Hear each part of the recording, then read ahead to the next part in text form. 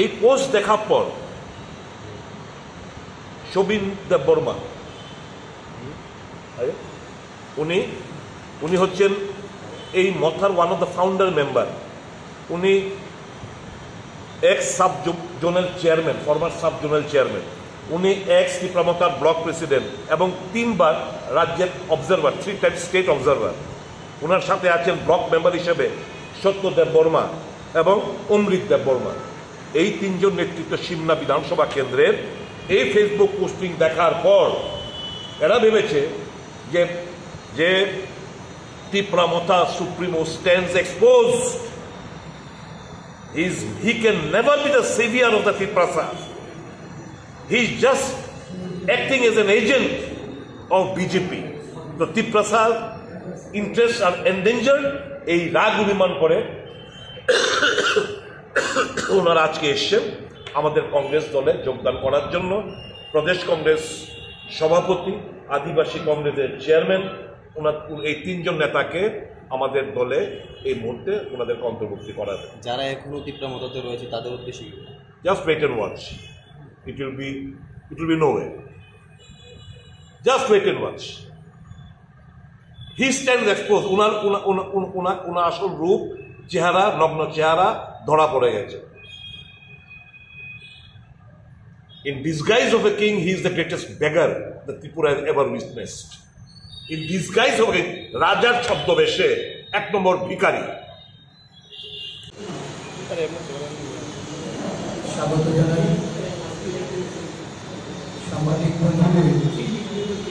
আজকে এখানে আমরা আমন্ত্রণ জানিয়েছি কতগুলি বিশেষ ঘটনাগুলি রাজ্যে ঘটে চলেছে ধারাবাহিকভাবে। বিশেষ করে রাজ্যে আইন শৃঙ্খলা পরিস্থিতি প্রচণ্ডভাবে অবনতি হচ্ছে। নির্বাচন সম্পন্ন হয়েছে কিন্তু তার রেশ এখনো কাটেনি। ইতিমধ্যে প্রদেশ কংগ্রেসের পক্ষ থেকে প্রতিটি ব্লকে সাংগঠনিক সভা করার লক্ষ্যে আমাদের প্রদেশ নেতৃত্ব, জেলা এবং ব্লক কংগ্রেসের সভাপতিদের যে নির্দেশ প্রদান করেছিলেন সেই নির্দেশ অনুসারে সাংগঠনিক সভা শুরু হয়েছে। ইতিমধ্যে আমরা 38টি ব্লকে সভা সম্পন্ন করেছি। এই সাংগঠনিক সভায় যেমন সংগঠনকে ঢেলে সাজানোর জন্য আমাদের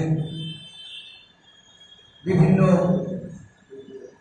বিভাগ, শাখা এবং সেলগুলিকে পুনরুজ্জীবিত করা, তাদের সাধারণ আমাদের যে সক্রিয় কর্মীরা আছে তাদেরকে আরও ব্যাপকভাবে সেখানে দায়িত্ব প্রদান করা, সাথে সাথে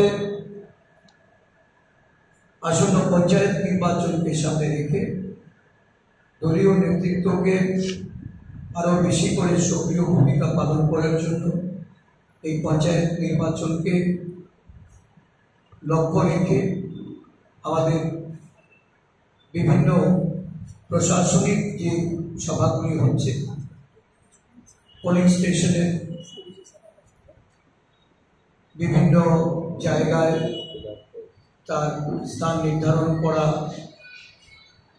তার জন্য বিডিও লেভেলে মিটিং, পঞ্চায়েতের ভোটার লিস্টে কাজ শুরু করা, সব বিষয় নিয়ে আলোচনা হয়েছে।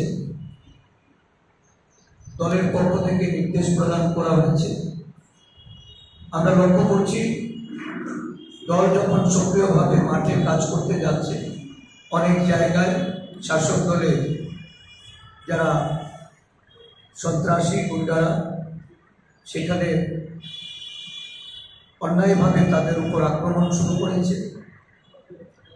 গত পরশু দিনের আগের দিন রাত্রিবেলা আমরা কমলপুর থানায় মামলা করেছি। একটা সভা থেকে আমাদের ব্লক সভাপতি সহ নেতৃত্বরা ফিরছিলেন, তাদের উপর আক্রমণ হয়, দুজন আহত হয়েছিলেন। তাদের চিকিৎসার জন্য কমলপুর হাসপাতালে পাঠানো হলো। এফআইআর দার্য করার পরে 3 জনকে গ্রেপ্তার করা হয়েছে, কিন্তু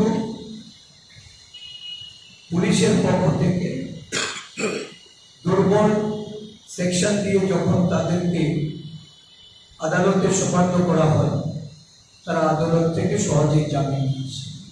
প্রাণঘাতী হামলা হলেও সেখানে সেই সেকশন তুলে দেওয়া হয়নি, যার জন্য তারা সেখান থেকে জামিনে মুক্ত হয়েছে।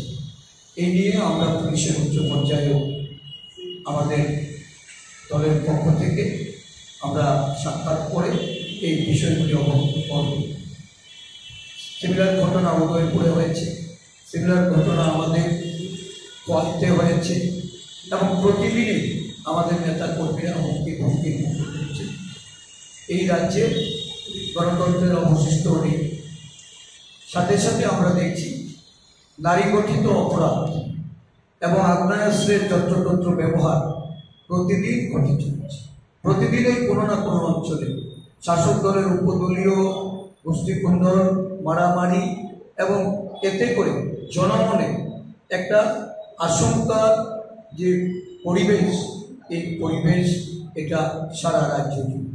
এর থেকে সাধারণ মানুষকে বেরিয়ে আসার জন্য বিরোধী দল হিসাবে আমরা যেমন আইনের পর্যায়ে গিয়ে তাদেরকে সতর্ক করার চেষ্টা করছি, আইনের শাসন প্রতিষ্ঠা করার লক্ষ্যে আমাদের দলীয় সংগঠন বিভিন্ন সময়, আমাদের মহিলা কংগ্রেস, যুব কংগ্রেস, আমাদের অন্যান্য শাখা সংগঠনগুলি এই সম্পর্কিত বিষয়ে আরক্ষা প্রশাসনকে অবগত করেও যখন কোনো সুরাহা পাচ্ছেন না, আমরা ব্যাপক গণ আন্দোলনের প্রস্তুতি আমরা নিচ্ছি। অচিরেই এটা আমরা সংগঠিত করতে যাব।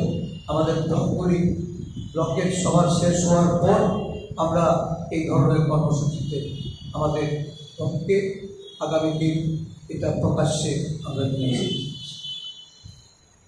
নিয়ে আন্দোলন হয়েছে, বিভিন্ন সংগঠন এই আন্দোলনে তারা একে অপোজ করে, এটা বলবৎ করার বিরুদ্ধে যখন আন্দোলন সংগঠিত হয়েছে, তখন আমাদের রাজ্যেও আমরা দেখেছি এই আন্দোলনে আদিবাসীরা তারা যখন রাস্তায় প্রকাশ্যে নামেন, তাদের উপর পুলিশি বর্বরতা, গুলিতে তারা নিহত হয়েছে। এই বিষয়গুলি দেখে আদিবাসীদের মধ্যে একটা শাসক দলের এই বর্বরতার বিরুদ্ধে ক্ষোভের সঞ্চার হয়েছে। তারা প্রতিবাদী হয়ে এই বিষয়গুলি নিয়ে তারা যখন একটা সংগঠনের পক্ষ থেকে প্রতিবাদ করেছিলেন, আজকে দেখা যাচ্ছে এই সংগঠনের যারা হোতা ছিলেন, যারা এই বর্বরতার বিরুদ্ধে একসময় সোচ্চার ছিলেন, আজকে তাদের ভাষা পাল্টে যাচ্ছে। তারা আজকে শাসক দলের পক্ষে কথা বলছে। এই রাজ্যের আদিবাসী জনসমাজের যে তাদের যে সেদিনের প্রতিবাদের যে ভাষা ছিল সেটা ভুলে গেছে। আমরা প্রদেশ কংগ্রেসের পক্ষ থেকে এই বিষয়ে আপনাদের অবগত করাতে চাইছি। আমি এই বিষয়ে সুদীপ বাবুকে বিস্তৃতভাবে আলোচনা করে